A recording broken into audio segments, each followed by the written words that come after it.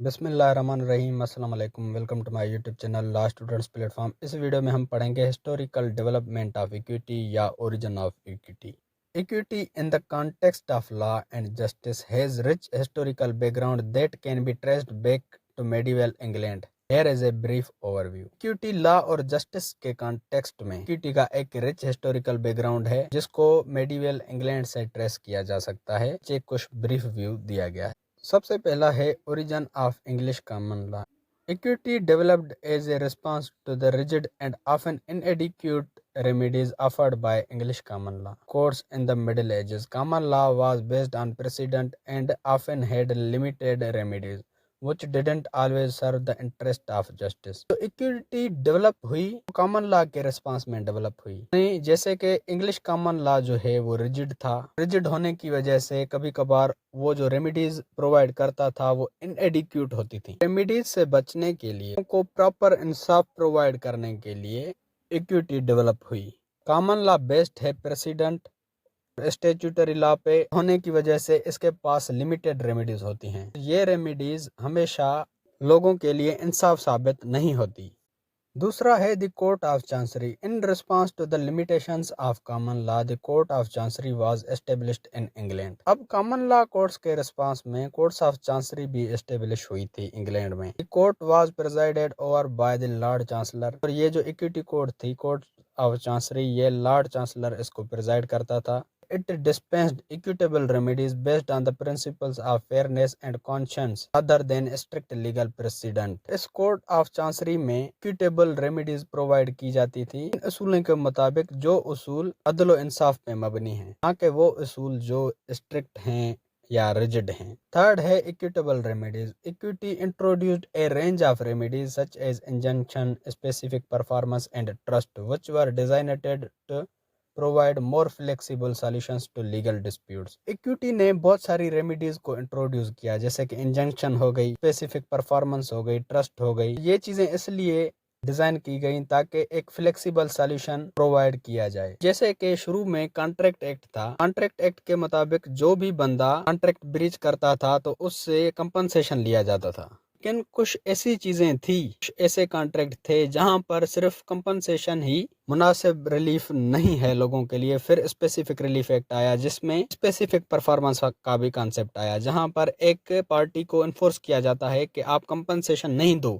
بلکہ آپ اس کانٹریکٹ کو فلفل کرو، پرفارم کرو۔ ایک بندے نے اگر مجھے پلاٹ دیا اور ہمارا کانٹریکٹ بھی ہو گیا، ایک مہینے کے بعد اس پلاٹ کی رقم 1 کروڑ سے بھی زیادہ ہو گئی، اگر وہ بندہ اپنے اس کانٹریکٹ کو بریچ کرتا ہے اور مجھے کہتا ہے کہ میں آپ کو کمپنسیشن دے رہا ہوں لیکن میں یہ کانٹریکٹ بریچ کر رہا ہوں، کیا یہ چیز میرے لیے ایڈیکویٹ ہوگی، مناسب ہوگی؟ نہیں ہوگی، تو میں اس کو کورٹ میں اسپیسیفک پرفارمنس کے لیے انفورس کر سکتا ہوں۔ اسپیسیفک پرفارمنس کا بھی جو کانسیپٹ ہے وہ ایکویٹی نے دیا، انجنکشن کا دیا۔ جیسے کہ انجنکشن میں یہ ہوتا ہے کہ اگر ایک بندہ کسی کے پلاٹ پہ جگہ بنا رہا ہے، وہ بندہ پلاٹ کا مالک کورٹ میں جائے گا اور کورٹ انجنکشن آرڈر گرانٹ کر دے گی، اسے کہے گی کہ آپ یہ جگہ کا کام روک دو۔ یہاں پر صرف اگر کمپنسیشن ہوتا، کیا وہ صرف اگر کمپنسیشن لیتا تو کیا اس بندے کے لیے وہ ایڈیکویٹ ریلیف ہوگا کہ اس کا پلاٹ چلا جاتا؟ یہ بھی انجنکشن کا کانسیپٹ ایکویٹی نے دیا۔ تو یہ remedies strict application of common law کی ریجڈیٹی پہ اپلائی کی جاتی ہیں کہ اگر کامن لا اپلائی کیا جائے تو وہ ایک ناانصافی کی طرف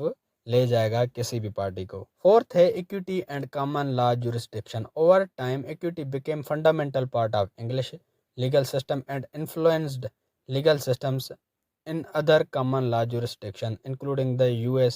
In many cases, equity courts and common law courts were merged to provide more comprehensive system of justice. اب ٹائم کے ساتھ ساتھ جو ایکویٹی ہے وہ انگلش لیگل سسٹم کا ایک فنڈامنٹل پارٹ بن گئی۔ اس ایکویٹی نے دوسرے کامن لا جورسڈکشن کو بھی انفلوئنس کیا، جیسے کہ یونائٹیڈ اسٹیٹس ہو گیا۔ اتنے ہی کیسز میں ایکویٹی کورٹس اور کامن لا کورٹس ساتھ میں مل کے ایک سالوشن پرووائڈ کرتی ہیں۔ اور ففتھ ہے maxims of equity. Equity operates on a set of principles known as the maxims of equity. Equity ہے وہ سیٹ آف پرنسپلس پہ آپریٹ کرتی ہے جس کو میگزمس کہا جاتا ہے، which include concept like equity will not suffer a wrong to be without a remedy. یعنی اگر کسی کے ساتھ بھی رانگ ہوگا تو اس کے لیے ایک ریمیڈی ہوگی۔ and he who seeks equity must do equity. اگر کوئی بھی بندہ ایکویٹی इंसाफ हासिल करना चाहता है तो उसको भी चाहिए कि वो भी इंसाफ करे दूसरी पार्टी के साथ। These maxims guide the application of equitable principles। ये जो मैक्सिम्स हैं ये इस बात के लिए गाइड करते हैं कि जो इक्विटेबल प्रिंसिपल्स हैं वो कैसे अप्लाई किए जाएं। तो यानी जो इक्विटी है वो मैक्सिम्स पे ही बेस्ड करती है। जितने भी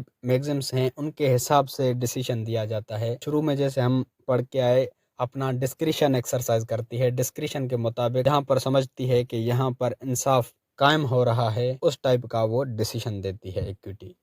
Sixth है modern equitable principles। Today equity continues to be a vital part of the legal system in common law countries, ensuring that justice is not only based on strict legal rules but also on principles of fairness and conscience। आज के दौर में जो equity है वो कितने ही मुल्कों में जहाँ पर लीगल सिस्टम अप्लाई किया जाता है वहाँ पर वाइटल रोल अदा करती है। इस बात की यकीन दहाई दिलाती है कि जो जस्टिस है वो स्ट्रिक्ट लीगल रूल्स पर बेस्ड नहीं है कि अदल इंसाफ वाले प्रिंसिपल्स पे बेस्ड है। Equitable remedies and principles are often applied in the cases involving trust, property disputes and issues of fairness. Equitable remedies हैं या वो जो प्रिंसिपल्स हैं वो ट्रस्ट, प्रॉपर्टी डिस्प्यूट्स और इश्यूज ऑफ फेयरनेस के केसेस पे अप्लाई किया जाता है। The historical development of equity has had a profound impact on the evolution of legal system. Equity की जो हिस्टोरिकल डेवलपमेंट है उसका बहुत गहरा इम्पैक्ट है एवोल्यूशन ऑफ लीगल सिस्टम पे भी, हेल्पिंग टू बैलेंस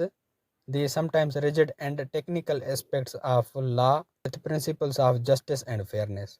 और ये इक्विटी कॉमन लॉ की हेल्प करती है। यहाँ पर कॉमन लॉ रिजिड होता है और एडिक्यूट सॉल्यूशन प्रोवाइड नहीं कर सकता तो यहाँ पर इक्विटी अपने principles of justice and fairness के मुताबिक अदल इंसाफ वाला डिसीजन प्रोवाइड करती है। तो दोस्तों ये था हमारा आज का टॉपिक। उम्मीद है कि आपका कॉन्सेप्ट क्लियर हो गया होगा। अगर आपको लॉ ऑफ इक्विटी के दूसरे वीडियोस चाहिए तो आप मेरे चैनल की प्लेलिस्ट विजिट कर सकते हैं लॉ ऑफ इक्विटी के नाम से। और अगर आपको लॉ ऑफ इक्विटी के नोट्स चाहिए तो डिस्क्रिप्शन में दी गई लिंक पे क्लिक करके आप लॉ ऑफ इक्विटी के नोट्स भी डाउनलोड कर सकते हो। और ये वीडियो आप कौन से सिटी से देख रहे हो कमेंट्स में ज़रूर बताएं।